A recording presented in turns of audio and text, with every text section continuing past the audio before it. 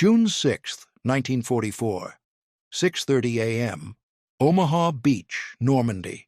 The ramp dropped with a metallic clang, and 36 men from the 1st Infantry Division surged forward into waist-deep water and a wall of German machine gun fire. Behind them, the flat-bottomed wooden boat that had carried them through 5 miles of rough seas was already reversing, its protected propeller churning white water as it backed away to retrieve another load of soldiers. The boat was 36 feet long, constructed of plywood over an oak frame, powered by a 225-horsepower diesel engine. It had no sophisticated armor, no advanced weapons systems, and cost less than $10,000 to build. Yet this simple wooden craft, officially designated Landing Craft, Vehicle, Personnel, or LCVP, would deliver more American fighting men onto hostile shores than any other vehicle in military history. The Navy's Bureau of Ships had rejected it repeatedly. Their experts declared it unseaworthy, poorly designed, and fundamentally unsuitable for military use. Meanwhile, a loud-mouthed boatbuilder from New Orleans, a man with an 8th-grade education who'd taught himself naval architecture through correspondence courses, kept insisting he'd already solved the problem they were failing to fix. His name was Andrew Jackson Higgins, and the Navy's admirals despised him. He cursed in meetings with senior officers, accused the Bureau of corruption and incompetence, built boats without waiting for approval, then dared the Navy to prove they didn't work. But his boats worked when Navy-approved designs failed. And when the time came to invade Nazi-occupied Europe, it wasn't the Bureau's carefully engineered designs that carried American soldiers to victory. It was the crazy invention of a boat builder who'd learned his trade hauling lumber through Louisiana swamps. General Dwight D. Eisenhower would later say that Higgins was the man who won the war for us. By war's end, Higgins Industries would produce over 20,000 boats, employing over 25,000 workers in integrated facilities years before the Civil Rights Movement. But the real story is how a stubborn outsider fought Navy bureaucracy for years to build the single most important invasion craft in military history, and how the worst defeats of the war resulted from using inferior landing craft, while the greatest victories depended on Higgins boats nobody wanted. Andrew Jackson. Higgins was born in 1886 in Nebraska, but by the 1920s he'd established himself in New Orleans as a specialty boat builder with a reputation for solving impossible problems. Louisiana's valuable timber grew in bayous and wetlands inaccessible to conventional boats. The water was too shallow for deep-draft vessels, and submerged obstacles destroyed propellers and tore hulls open. Higgins, with no formal training in naval architecture, decided he could design better boats. He enrolled in correspondence courses, studied Cajun boats that worked in shallow water, and began building. The breakthrough was a flat-bottomed design with a protected propeller tunnel. The propeller recessed into a semicircular tunnel carved into the hull's bottom.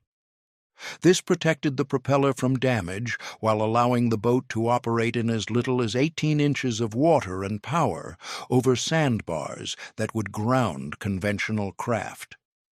Naval architects said flat-bottomed boats would be unstable and unseaworthy. Higgins proved them wrong by taking his boats into conditions that conventional craft couldn't survive. His boats ran up onto sandbars, reversed off them, and handled rough water better than deeper draft vessels. Lumber companies, oil companies, and the Coast Guard began ordering them. Then, in 1938, the U.S. Marine Corps came looking for a boat that could carry troops from ships offshore, through surf and over obstacles, land them on beaches quickly, then retract and repeat.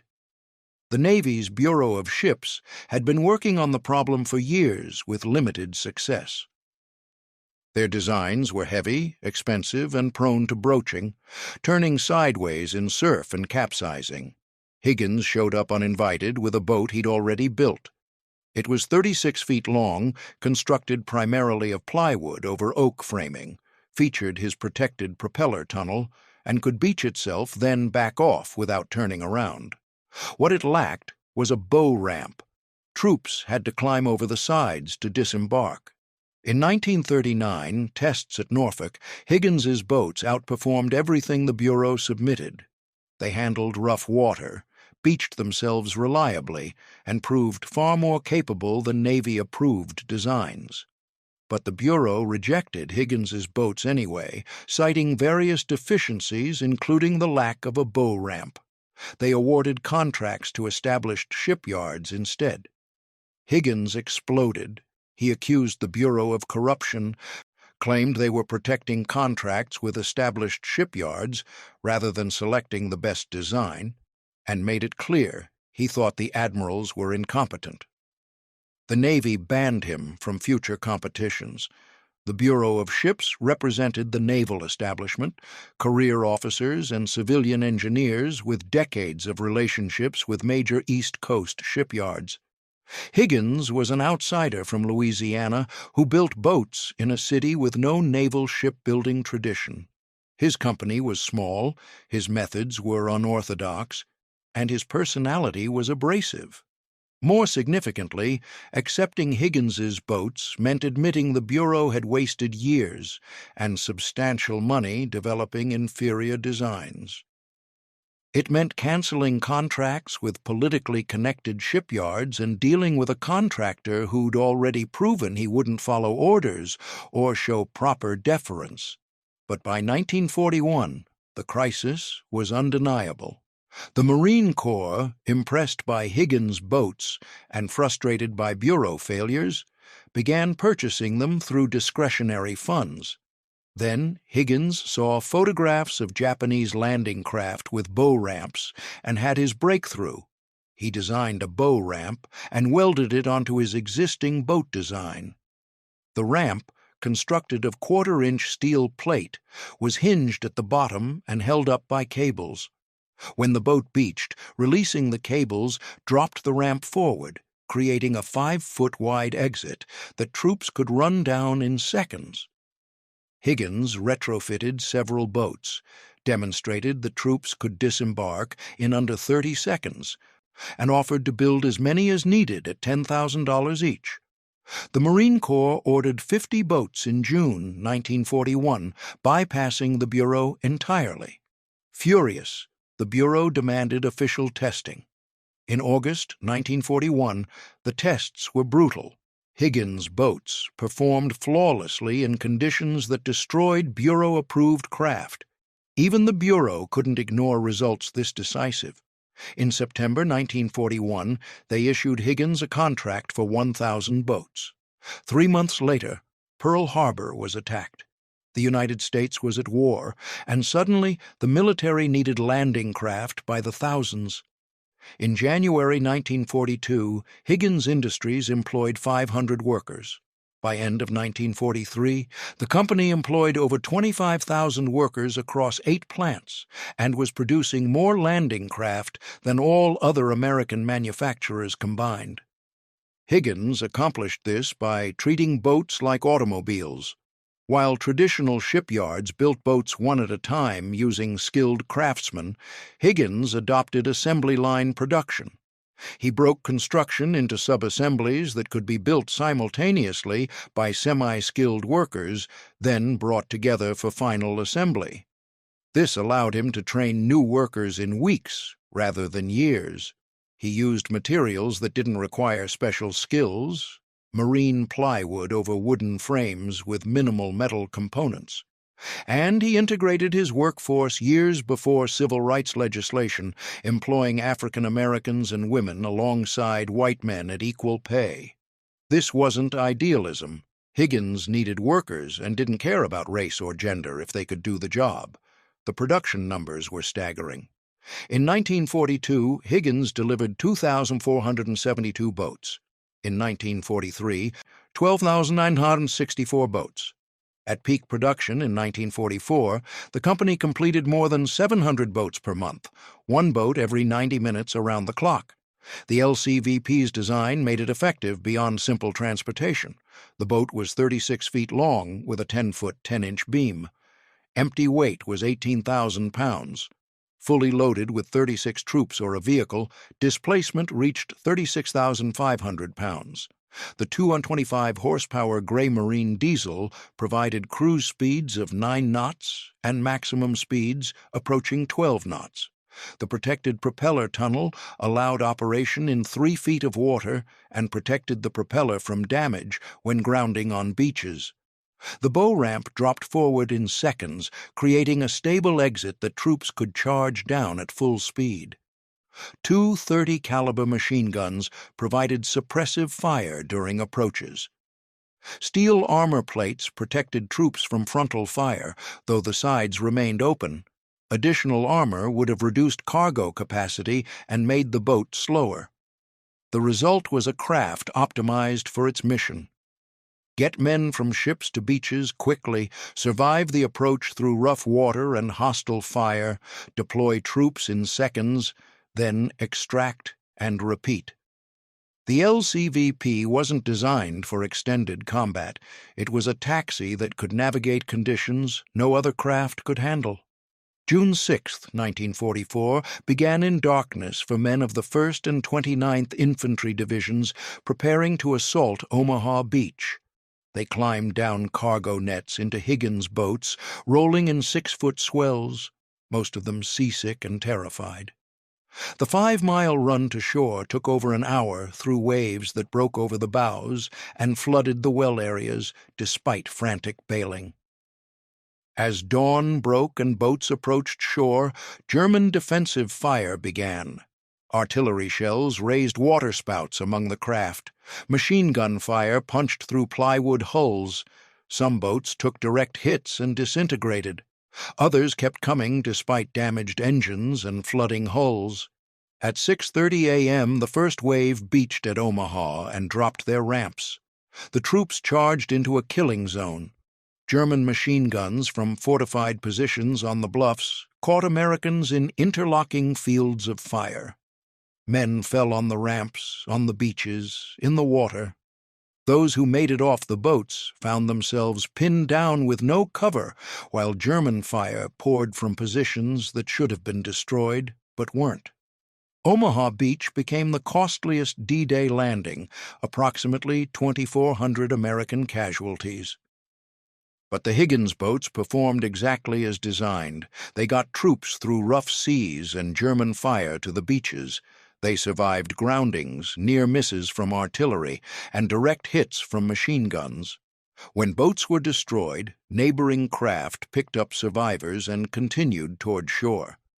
Coxswains made multiple runs despite damage, casualties, and horror. At Utah Beach, where pre-invasion bombing had been more effective, the story was different. Higgins boats landed troops quickly with minimal casualties. The protected propeller tunnels allowed boats to scrape over underwater obstacles, steel hedgehogs, wooden stakes, mines that would have disabled conventional craft.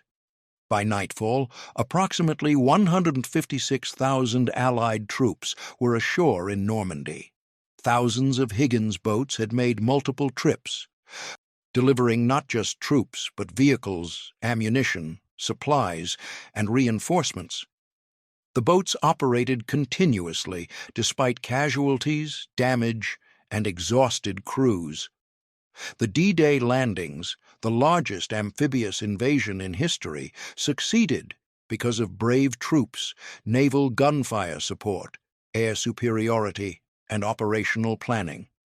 But none of it would have been possible without landing craft capable of delivering men and material through rough seas and heavy fire. The simple wooden boats that Navy bureaucrats had rejected repeatedly proved to be the enabling technology that made D-Day possible. While Higgins boats were landing troops in Normandy, they were simultaneously supporting operations across the Pacific. The island-hopping campaign depended absolutely on landing craft capable of operating in conditions far more challenging than Europe. Coral reefs, unpredictable surf, volcanic sand beaches, and Japanese defenders who'd had years to prepare. From Guadalcanal in 1942 through Iwo Jima and Okinawa in 1945, Higgins boats participated in every major amphibious operation. At Iwo Jima, they landed 70,000 Marines on volcanic sand beaches under fire from positions carved into rock. At Okinawa, over 180,000 troops landed in the initial assault, with constant resupply by landing craft for over 80 days. The boat's performance demonstrated what Higgins had understood from the beginning. The best military equipment isn't the most sophisticated, but the most reliable. While complex equipment broke down in tropical conditions and salt spray, the simple LCVP kept working. The plywood hull could be patched in the field. The diesel engine could be maintained with basic training. The protected propeller meant boats could ground on coral without being disabled. By August 1945, when atomic bombs ended the war, Higgins boats had participated in every major amphibious operation in both theaters. They'd delivered over 1 million Allied soldiers directly onto hostile beaches and proven that Andrew Higgins's design was the enabling technology that made Allied victory possible. But when the war ended, Higgins Industries faced immediate crisis. The military canceled contracts and stopped ordering boats. The company that had been producing 700 boats monthly suddenly had no customers and enormous overhead. Higgins tried converting to peacetime production, motorboats, commercial vessels, experimental designs. But the transition proved difficult. His confrontational management style, effective during wartime when results mattered more than relationships, alienated peacetime customers. Labor unions organized his workforce and demanded wage increases. Higgins, who'd provided good wages during the war, resisted and faced strikes from workers he felt had betrayed him. Higgins Industries began losing money. The company sold facilities, laid off workers, and struggled to find markets. By the early 1950s, the empire that had employed 25,000 people had shrunk to a fraction of its wartime size. Andrew Higgins died on August 1, 1952, at age 65, essentially broke. The fortune he'd accumulated during the war had been consumed by failed peacetime ventures and legal battles. The man who'd built boats that won World War II died with little to show for his contributions beyond recognition from military leaders who understood what he'd accomplished. General Eisenhower's assessment was unequivocal. "Andrew Higgins is the man who won the war for us. If Higgins had not designed and built those LCVPs, we never could have landed over an open beach. The whole strategy of the war would have been different." Eisenhower understood what historians would later confirm.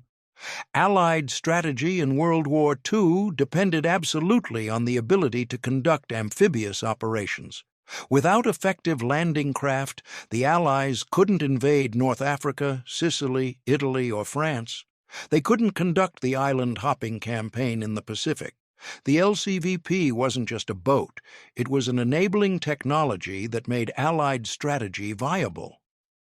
Over 23,000 landing craft of various types were built by Higgins Industries, including approximately 2,500 LCVPs. But the real story isn't about quantity, it's about effectiveness. The LCVP had a lower loss rate than competing designs, required less maintenance, could be operated by minimally trained crews, and cost only $10,000 per boat. The boat's influence endures in modern landing craft design. Bow ramps for rapid deployment, protected propellers for shallow draft operations, simple, rugged construction prioritizing reliability, these principles remain doctrine for amphibious assault vessels. More broadly, Higgins's story demonstrates that the best solutions often come from unexpected sources.